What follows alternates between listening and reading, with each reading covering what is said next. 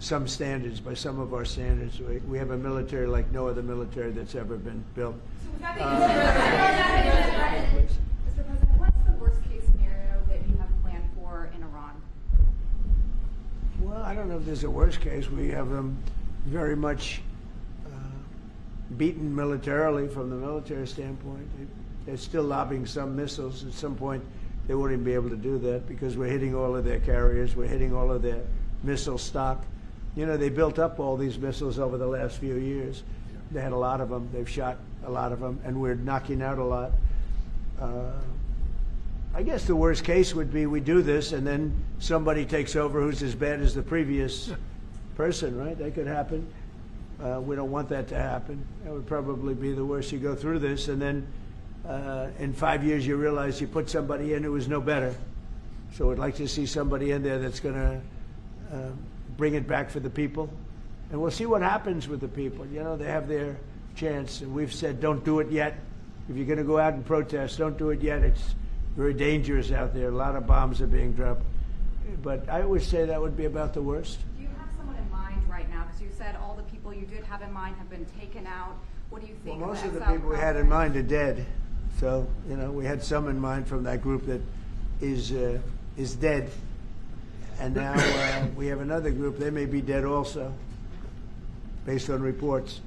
So I guess you have a third wave coming in. Pretty soon we're not going to know anybody.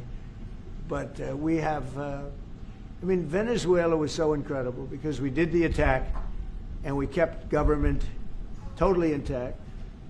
And we have Delcy, who's been very good. We have the whole chain of command, and they've been, you know, the relationship's been great. We've taken out 100 million barrels of oil already, and a big part of that goes to them, and a big part goes to us. And it's been great. We paid for the war many times over, and we're going to be running the oil. And Venezuela is going to make more money than they ever made, and that's great for the people. The relationship has been great. It's been seamless.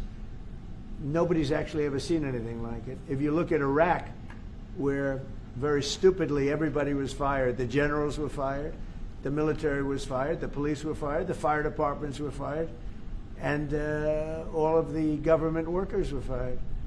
So after, you know, people would call, they had no idea. And by the way, ISIS was formed. That's where ISIS came from, all of the fired people. We don't believe in that. So we'll see what happens, but first we have to finish off the military. What do you think?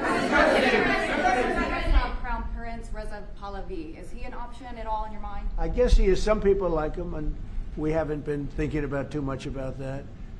It would seem to me that somebody from within maybe would be more appropriate. I've said that.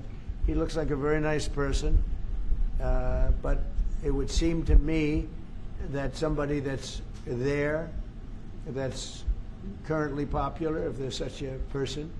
But we have people like that. We have people that were more modern.